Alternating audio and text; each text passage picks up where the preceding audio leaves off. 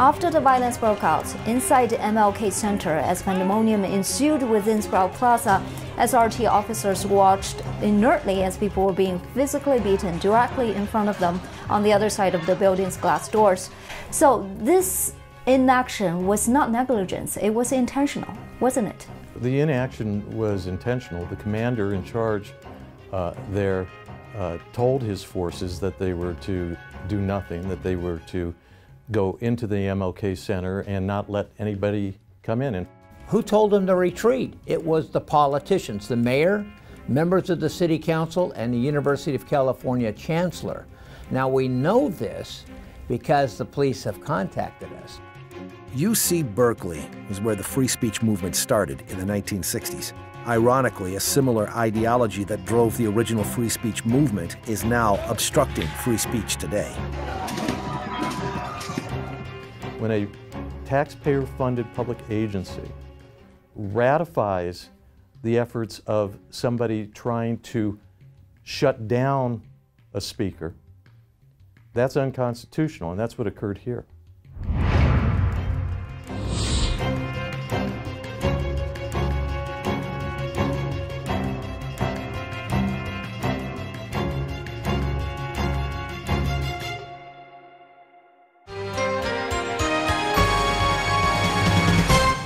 大家好，这里是事事关心，我是肖明。2017年2月1号，一群左翼的抗议者冲击了加州大学伯克利分校的校园，迫使一位保守派政治评论员的演讲被取消。抗议人群殴打了一些学生，造成了10万美元的财产损失。2018年1月11号，受害人中的4位起诉了伯克利分校及其警察局，还有伯克利市政府，罪名是造成原告个人伤害和涉嫌违反宪法第1和第14修正案。这是因为同一事件而导致的第3起诉讼。那么这些抗议者是谁？事件的深层社会基础是什么？这场诉讼会开启一个新的言论自由运动吗？这期的事事关心，我们来探讨。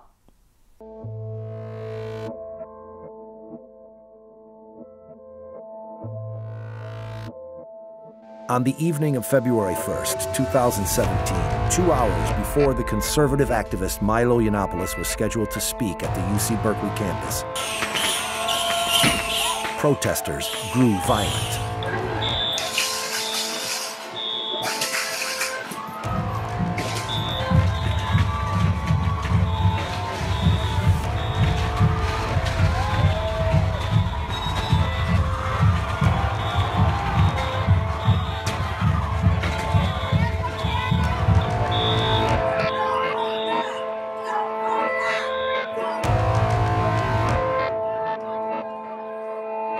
So we've got the BlackRock people out in force. They just showed up a couple of minutes ago, completely changed the tone of the demonstration, what had been largely peaceful, into much more of an aggressive and confrontational situation. And now we see the protesters, led by the BlackRock group, starting to make a move directly on the Martin Luther King Jr. student complex, where soon after that, the speech was canceled, but that didn't prevent the escalation of the violence.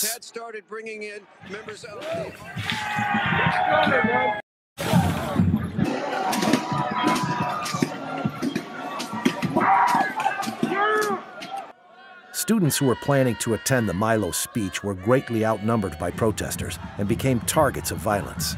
Among the victims, there were John Jennings, Trevor Hatch, Donald Fletcher, and Katrina Rettelsheimer.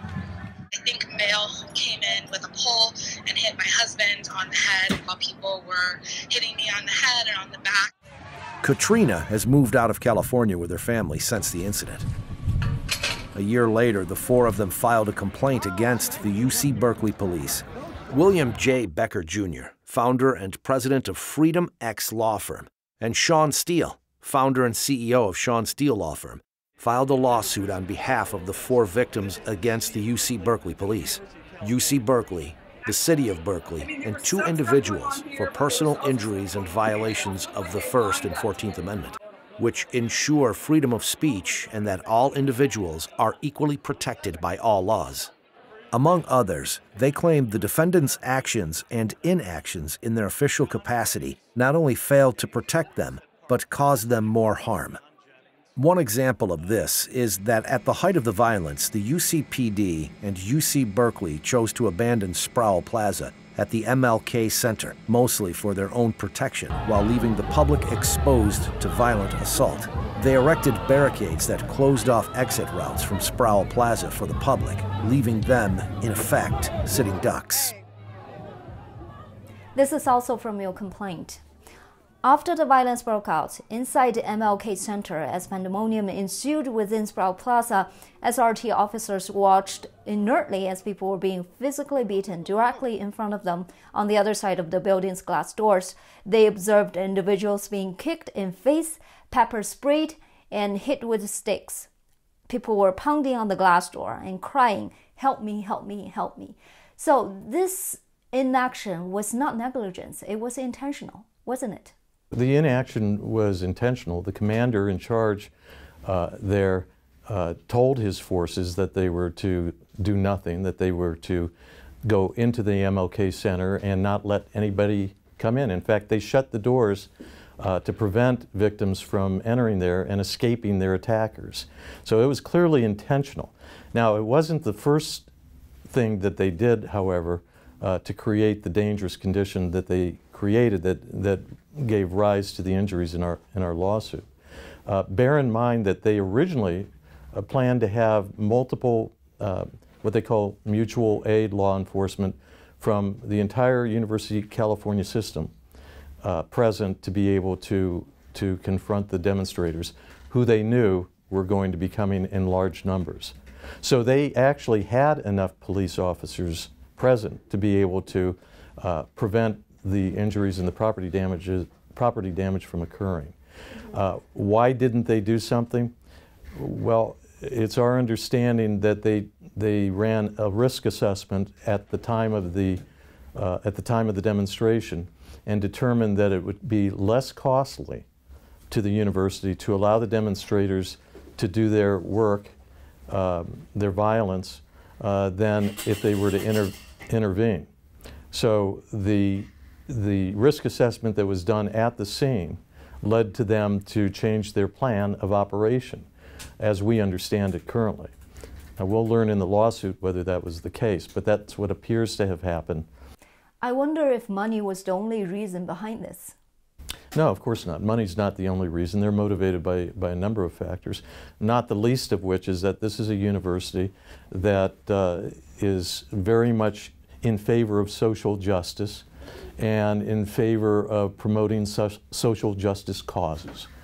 In this case, the Antifa groups, the group By Any Means Necessary, and similar groups were engaged in social justice activism. That's something this university endorses and encourages. So part of the calculus for not challenging them and allowing them to overtake Sproul Plaza was to permit a message, an ideological message, to be advanced that evening. Our lawsuit is not only against the police of Berkeley, the city of Berkeley, but it's also against the police for the University of California. So there's two police departments. They are both assigned to protect the speech and to protect the people and the students wanting to watch the speech. But as soon as there were signs of trouble, they retreated. Who told them to retreat? It was the politicians, the mayor, members of the city council, and the University of California chancellor. Now we know this because the police have contacted us privately, because they know we're suing them. They were horrified. They were embarrassed. They were asked to stand down and not defend innocent students. UC Berkeley Police Department. When confronted by his colleagues for not protecting the public, Lieutenant Di Clolodi of the UCPD stated that the people who were beaten deserve what they got. He said, "They put themselves there. I'm not worried about it." Coming up, who are these protesters that UC Berkeley and its surrounding communities sympathize with? And what is their message? Stay tuned.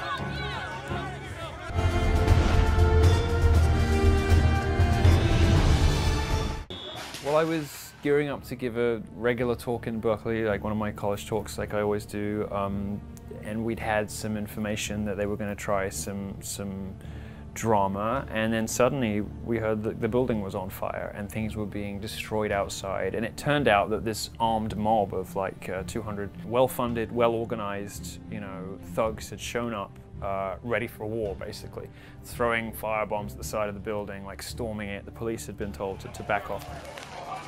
These perpetrators of violence are black bloc groups such as Antifa and BAM. Black bloc refers to groups of protesters who wear black clothes and black masks, making it difficult for police to identify them. They're often associated with anarchist groups. Antifa, short for anti-fascist, and BAM, by all means necessary, are two groups often associated with the black bloc. Antifa was born out of the clash between the fascists and Marxists in Italy in the 1920s. Leon Trotsky, leader of the Soviet Red Army, formed the first Antifa-style group, and he used this group to suppress those who opposed communism. So in the 1920s, the Nazis and the communists used to have street fights. It's a street fighting culture. So you'd get up in the morning, you put on your leather jacket, you get out a couple of clubs, you put on your boots with steel tips on it, and you go out somebody from the Communist Party and beat them up. And they would do the same thing. A fact worth noting is that in 1933, soon after Hitler destroyed Antifa, many members of the former Antifa group quickly switched sides to join the Nazis. How could two formerly opposing groups quickly join forces with each other? It would make sense they would switch sides to the Nazis because they have the same exact plans, they have the same exact schemes, they have the same exact devices. The only difference is which group gains control. And so ultimately, if the other group gains control of this battle of the wills, if you will, then, if you can't beat them, join them. The Nazis and Antifa members do have one thing in common. That is, the continued use of violence as a means to achieve their goals. America never had a street fighting culture. A culture. Thousands of young people just get up just to want to beat up somebody. But it came to America like a cancer around 1995 when there was an international conference in Seattle. And out of nowhere, anarchists started smashing windows and destroying property, and they said they were against globalism. Nobody was really sure what they were angry about, but worst of all, they attacked Starbucks. That personally upset me. Well, it became a new name, and they started calling themselves Antifa. Around the time of the Trump election, Antifa gained more popularity. They've been particularly visible on college campuses such as UC Berkeley. And this is not surprising. Berkeley is where the free speech movement started in the 1960s. The free speech movement was under the influence of the New Left, and a big portion of the New Left gravitated to their takes on established forms of Marxism, such as the New Communist Movement. How did the New Communist Movement come about? It drew inspiration from Maoism in China, whose signature legacy includes the decade-long Cultural Revolution that eradicated much of China's traditional culture and sent millions and millions of young people and members of the intellectual community to rural areas for re-education. However, the point here is not quite how left-leaning or pro-communist UC Berkeley has been since the free speech movement. The point is, according to Bill Becker, that UC Berkeley and its police department, as well as City of Berkeley, violated the U.S. Constitution. The conservatives show up to listen to a conservative speaker. They're not there to disrupt anything. They're exercising their right of assembly and freedom of speech, right? And they're doing it in a peaceable manner. Left-wing groups have the same opportunity to engage in peaceable demonstrations of their First Amendment freedom of speech. They can apply for a permit, they can show up and peaceably assemble, and they do not have to face the risk of people disrupting their activities. So basically in those two scenarios you see that both sides have the same rights under the First Amendment, right? What happens is the activists don't want to grant to the conservative speakers their First Amendment rights. They want to disrupt those rights. Now they go out there and they claim, well, we have our First Amendment right of expression too, and we're out here to protest their views, and that's protected under the First Amendment. Well, it is to an extent. It is to the extent that it does not create violence, property damage, or disrupt the rights of others. And so they're a bit confused when they say they have a right to go out there and beat up people to get their point across, or they have a right to have an event canceled to make their point. That's called a heckler's veto. That's unconstitutional, and that's what occurred here. Coming up, are we seeing the beginning of the new free speech movement? Stay tuned.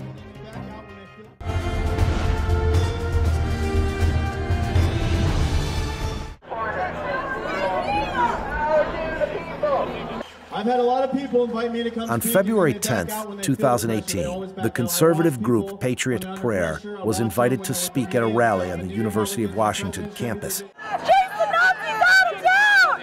USA! USA! You're a pussy! And why are you protecting racist fucks like this? There's a lot more than a camera. Hey, push me. I will bust your face. Don't fuck with this guy. Don't push him. Oh, don't push us, dude.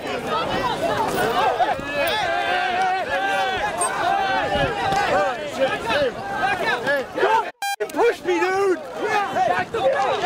Get out of here. Get out of here. Get out. Get the At first, the university intended to charge the conservative student group $17,000 to cover the security cost. However, after Bill Becker's Freedom X law firm filed a complaint about it, a federal judge overruled it. Similar things are happening in other campuses as well. UC Merced reduced the security fee from $17,000 to $1,600 for a speech by Ben Shapiro.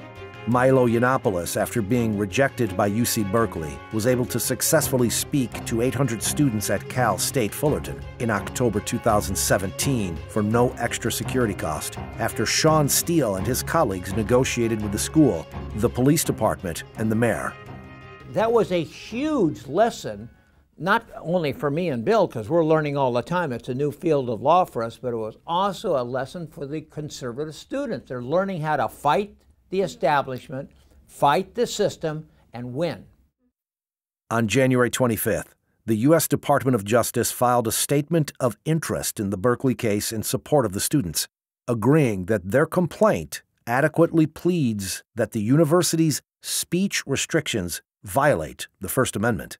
Associate Attorney General Rachel Brand also said in a statement that this Department of Justice will not stand by idly while public universities violate students' constitutional rights. On today's American campuses, the anti-Trump protests oftentimes still gain the upper hand during demonstrations when they show up in much bigger numbers, with bigger banners and chanting well-practiced verses. However, the conservatives are holding their ground as well. Martin Luther King was an expert at this. That's exactly what he did. He went, when the racist white people said, you can't go to that diner, he went straight to that diner. Every single time. Every single time. They went certain parks, certain places, they said that they can't go. That's where they went. And they would take the beatings, they would take the hate, they would get it on film, and they would show it for the rest of the world to see. And that's what we've been doing in the last year, and that's what... 马丁·路德·金一定没有想到，半个世纪之后，一群白人继承了他的意志，开启了新的一轮言论自由运动。事事关心将追踪报道这个运动的后续发展。这期节目就到这儿了，感谢您的收看，我是肖明，我们下周再见。